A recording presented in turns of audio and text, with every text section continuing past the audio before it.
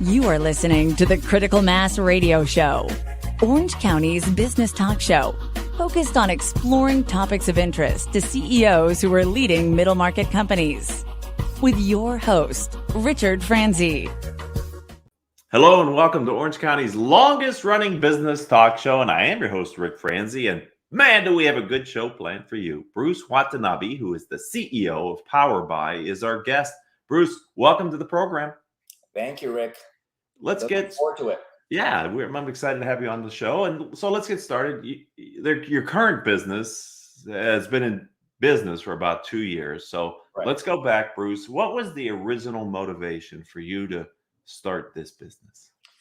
Well, Rick, what keeps me going and my main motivator with regards to starting my entrepreneurship journey primarily came from my father, who is also an entrepreneur himself. I grew up watching my father grow his company from a small business to an international company.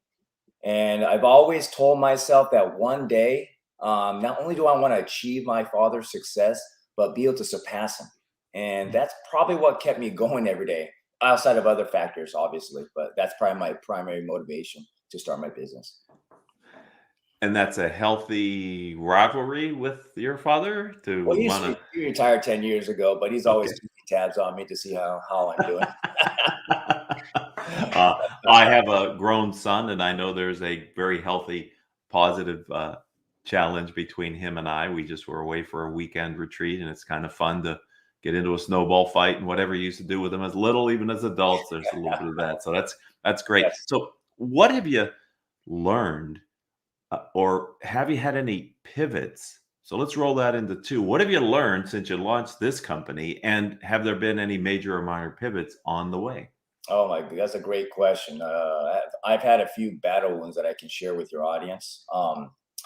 Any successful startups that eventually exited, whether it's an acquisition or IPO, in my opinion, has had to go through major or minor pivots throughout their journey. Like, I don't know of any venture that hit a home run right off the get-go based on a business plan or based on the original concept. Like, let me give you an example. Like Airbnb, I mentioned this earlier, Rick. Everyone knows that they're major successes, but they actually pivoted 8 times before they went public. So what you see on the outside is not actually what had transpired through the entrepreneurship or the company journey, which now comes to my own journey with my latest social commerce venture called PowerBuy. So my company has gone through 2 major pivots based on different circumstances, but it revolved around growth metrics or outside factors such as fundraising. My first pivot happened back in 2018 in January, where I took over as CEO. So prior to that, we initially launched with our own marketplace called MassGenie back in, I think, around April 2017. And which was similar to other marketplaces like Amazon, Walmart, etc. But the only difference was that we had PowerBuy as an alternate checkout experience to the traditional buy now or add to cart that you typically see on an e-commerce marketplace. And unfortunately, Rick, we failed to achieve our growth targets in 2017. But most importantly, we failed to prove the concept. So when I took over as CEO, I was faced with a difficult task to understand what had transpired and what we had to do in order to turn this company around. But I knew and was confident that conceptually, PowerBuy was still the key to our success. I knew that in my heart, and my investors knew that. But somehow the first iteration of MassGenie was not yielding the results and metrics that we wanted to achieve. So what I did is I took a step back. I conducted numerous focus groups with several universities, as well as some friends and family. And I realized that it wasn't the concept that needed to change. It was mainly the user experience that needed to be more simplified, since it was a brand new checkout concept that we were introducing to the world. So we spent roughly 4 months from January through April in 2018. And we relaunched the marketplace with a brand new user experience without changing the concept. And that's when we started to take off. From May through December 2018, we closed the year with 4.64 million versus 234,000 in 2017. And in Q1 the following year in 2019, we did 3.4 million. And in Q2, we did over 4.8 million. So we were basically on a rocket ship.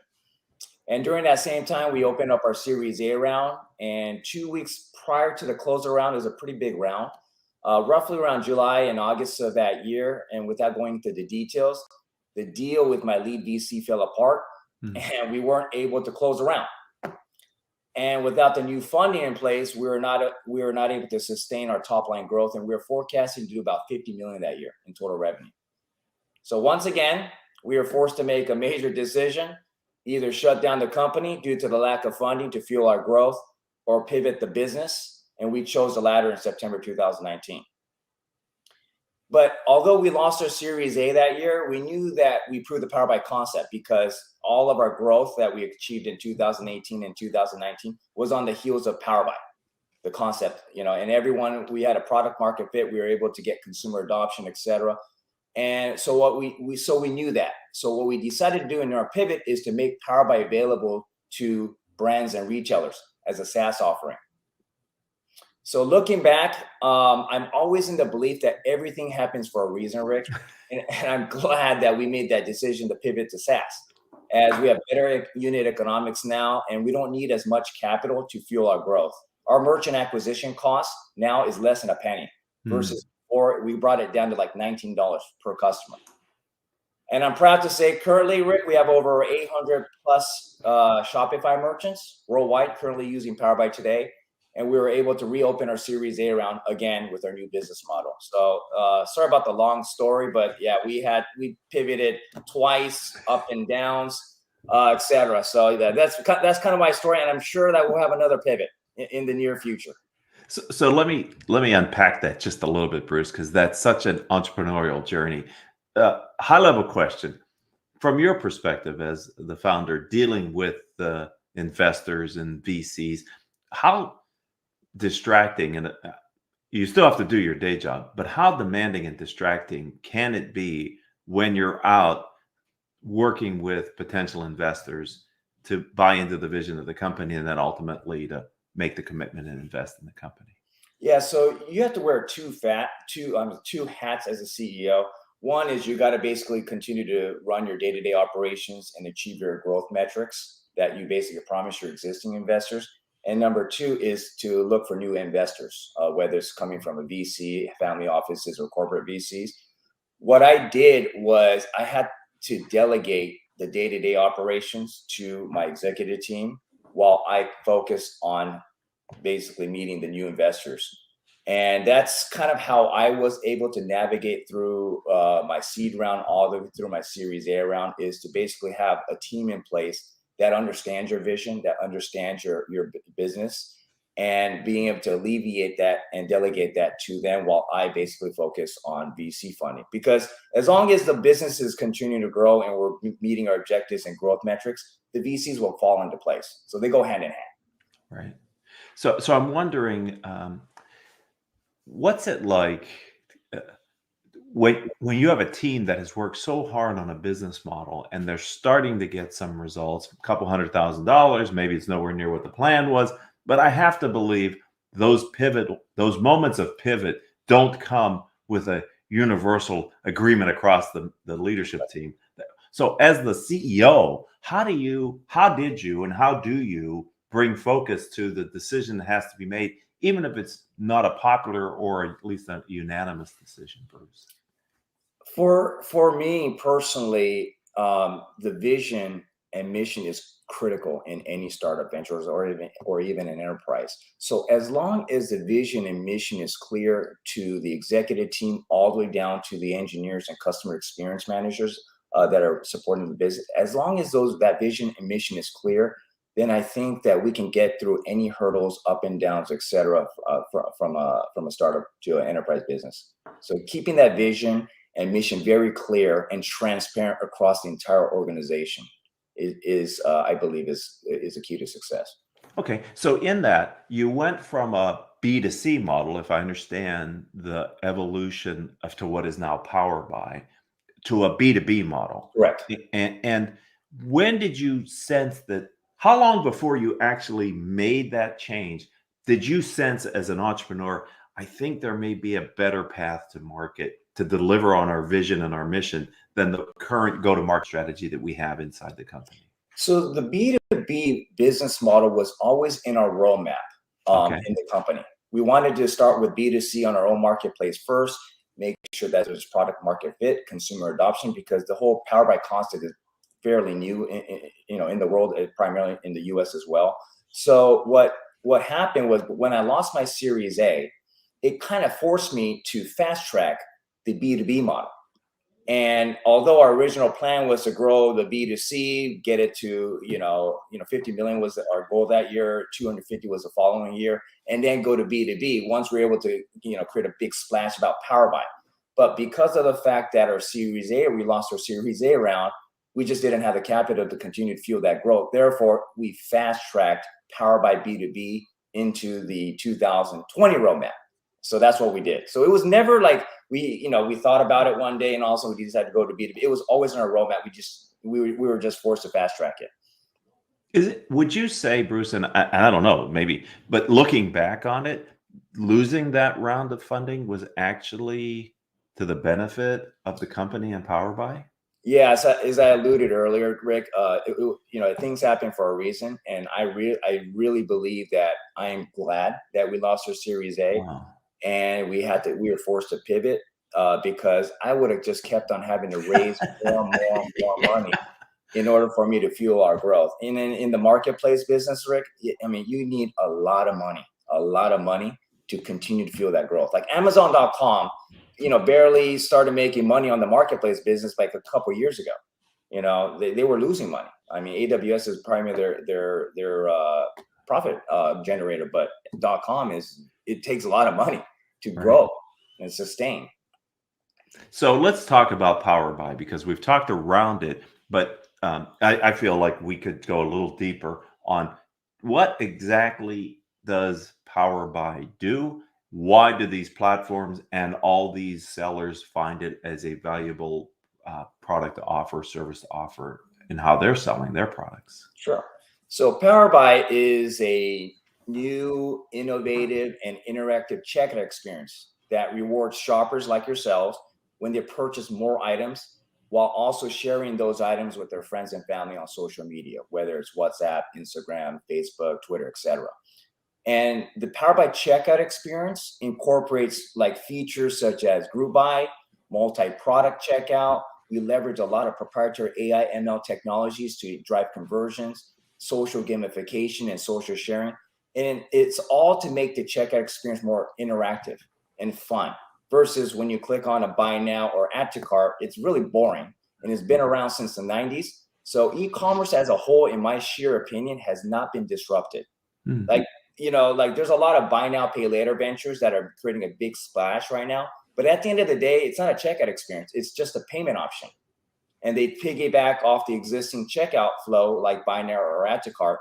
So I believe, or we believe at our company, that PowerBuy is a true disruptor in e-commerce. Just similar to what Airbnb did with hospitality and Uber and Lyft did with transportation. We believe PowerBuy is disrupting or will disrupt e-commerce, social commerce. So from a serial entrepreneur's perspective, Bruce, why do you think that experience even needs to be disrupted? Because PowerBuy, number one, e-commerce hasn't been, and I think it's ripe for being disruptive. But number two, PowerBuy, provides value to both the shoppers and merchants. The shoppers, they get a discount, right? If you, invite more friends and more shoppers are getting into the deal. But more importantly, what PowerBuy does is it provides these brands and retailers ways to basically drive down their customer acquisition costs. So before in the past, if you want to drive traffic to your e-commerce store, you need to pay for it. Clicks, ads, impressions, Google and Facebook, right? A lot of the times it's hard to gauge the ROI. Now, the moment you put the PowerBuy button or the checkout option, now you're leveraging your existing customer base to drive the demand for you. So when you post it on Facebook or Instagram, what have you, that one shopper just created potentially 1,000 impressions for that brand. So PowerBuy, I believe, is a first social commerce plugin that provides value to both the shoppers and merchants. So do you find, since you're getting a lot of acceptance in the B2B space, so obviously the sellers are getting it, they're getting the value of what PowerBuy can do for them as a platform. how are they or you finding getting the users to choose PowerBuy as the option to? Well, when you go to, one of my 800 merchants that are using our checkout, when you go to any product page, they'll see the button. They'll see the add to cart, buy now, and the price for a buy now transaction versus the PowerBuy. The PowerBuy price will always be cheaper than the buy now price because it's based on a group discount or a multi-product discount. So the shopper naturally gravitates towards the PowerBuy price, and when they click on the button, it takes them to an entire interactive checkout experience. So, and the end result of our button was based on 3 to 4 years of user acceptance testing on MassGenie first. Right. Yeah, right. And Right. we basically got that consumer adoption, making sure that everyone understands PowerBuy, and we basically transferred that user experience over to what you see on Shopify today. So you basically, and these are Ric Franzi's words, not yours, but just sort of alpha and beta tested the PowerBuy opportunity and experience on your own Correct. platform. So that was the blessing in disguise, where yes, I lost my Series A, but all that 3 to 4 years of experience that we got on our marketplace, we were able to transfer that over to our B2B business, and that's why we were able to yield the results we're yielding today with our merchants. So you really are disrupting the purchasing experience, because I'm not an expert. All I do is use the platforms to purchase things, and I guess I do that quite frequently. So maybe I am not an expert, but I'm certainly a user. A lot of times things get left in the cart. The best intentions. People want to buy something, but my memory is a lot of transactions don't go forward after the person puts something in their cart. That is absolutely correct, Rick. Okay. And is that something you help to overcome? Oh, absolutely. So with PowerBuy checkout, our conversion rate on average is 11.5% versus a buy now checkout is less than about 1%. Wow. Cart abandonment rate, ours is at 26% versus the industry average is 75%, as you alluded earlier, Rick. So a lot of brands and retailers have a big problem with their conversion rate and cart abandonment rate, and also fraud. I mean, you have no idea how much the fraud rate for e-commerce is, but it's accelerated after COVID. But because of the fact that what PowerBuy does is we bring trusted traffic into the checkout experience because they're not coming from a click, ad, or impression, the fraud rate for a PowerBuy checkout is less than 0.05%. So although it wasn't our mission to reduce fraud, that was not our core our business, but because of the concept alone brings trusted friends and family, the fraud rate just got reduced down to 0.05% for our merchants. I love it when technology entrepreneurs can make the online experience even more of a community experience. And that's part of what I think you're doing with PowerBuy, is bringing a true social community aspect to this, of friends and family and relationships, to what is a third-party technology purchase. So this is very exciting. I'm glad we've had the extra time kind of to explain it a little bit. But you're a serial entrepreneur, and you've had a number of different companies. This isn't your first rodeo, as they say. What have you learned from all that experience, Bruce, that you might be able to share with other entrepreneurs that are out there? What I can share with your audience is, if you're truly confident with your company, your employees, your product, and more importantly, yourself, never give up and remain optimistic, even though things are not going according to plan. And believe me, they never go according to plan. Never.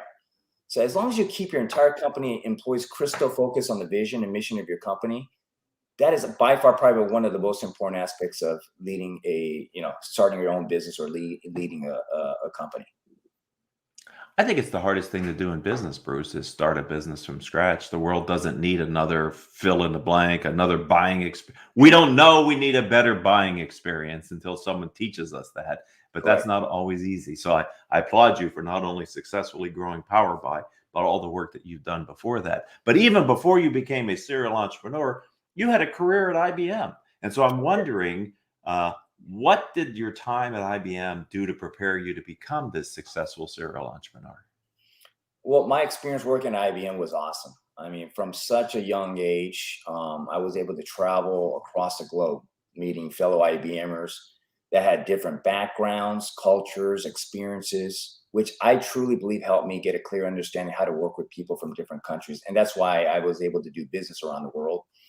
And it was probably the catalyst to my entrepreneurship journey that allowed me to gain the knowledge and, more importantly, the confidence to start my first venture outside of my father. But I do want to highlight that entrepreneurship, Rick, as you alluded, is not for everyone. It's not easy, and the road ahead is always going to be bumpy. So if you're someone that is used to or comfortable with stability and needs a steady income, like working at a company like IBM is something to be very proud of, and I actually highly recommend. So that's kind of, my experience with IBM and the highlights and how that catapulted me to my first company. Having spent a good part of my career in corporate America before I decided to become an entrepreneur at a later time in my life back in 2007, I completely agree with you. I think it's the illusion of stability when every 2 weeks the paycheck comes through and the money's in your account, versus as an entrepreneur, you're always, there's not that certainty in it. So I agree with you. If you don't have the stomach for the roller coaster, you shouldn't get on the ride that is being an entrepreneur. Agreed. So where do you go to get access to other entrepreneurs who have insights or experiences that can help you to stay ahead of your competition and grow your firm? So when I first started my first business, I joined an organization called Entrepreneurship Organization, or EO. And there I was able to meet fellow entrepreneurs who all share the same experiences, both good and bad. And we meet once a month to discuss them. And if it wasn't for my experience at EO, I don't think I would have been able to get through some of the difficult challenges and hurdles that I experienced throughout my journey. So I highly recommend an organization like EO, where you're with like-minded individuals or entrepreneurs, you're in a safe environment, and you're there to discuss both business and personal. So EO was prior for me one of my best experiences that I had being an entrepreneur. I think I applaud you for that. I think everybody should find their own community of people who can be advisors without a formal relationship, because you can get some really great advice from your peers. I think that's really where a lot of the answers are. So let's look to tomorrow. What's the vision and future? Where are you taking PowerBuy? So as I mentioned earlier, Rick, like e-commerce, in my opinion, hasn't been disrupted since the 90s. When you go to any site, it's still the same checkout experience, just different products. There's a lot of technology out there, that kind of complement it, but at the end of the day, it truly hasn't been disrupted. So we truly believe that PowerBuy is going to disrupt e-commerce and social commerce. And my vision is for PowerBuy's checkout experience to be the norm in a few years on every single e-commerce site out there in the world. Just the way when you go to any e-commerce site, you see the add to cart, buy now. It's just the norm now. But we're hoping that in a few years, PowerBuy will also be the norm and complement the buy now or add to cart checkout experience. And you've heard it here first, ladies and gentlemen, from the founder himself, Bruce Watanabe. How does someone connect with you or learn more about your firm, or possibly get engaged with PowerBuy? Sure. So you can go to our corporate website. It's powerbuy.app, and you can learn more about our product, which where our product is made available. And one thing I do want to note is last year in 2021, my company was selected as one of the most fundable companies in 2021 by Pepperdine University. And because of that, a company named Net Capital that allows non-accredited investors to invest in startups like PowerBuy, they reached out to us and we decided to start working with them. And because of the fact that social and personal networks is in the DNA of our company, we wanted to give everyone an opportunity to invest in PowerBuy, but also get the word out. And that's why my board approved this working with Net Capital. So if anyone's interested in owning a piece of my company, you can go to netcapital.com and search for PowerBuy, and you can make a nominal investment of $100 up to whatever investment that you would like to invest in. And you can own a piece of history. So please go to netcapital.com, search for PowerBuy, and you can participate in our journey with us.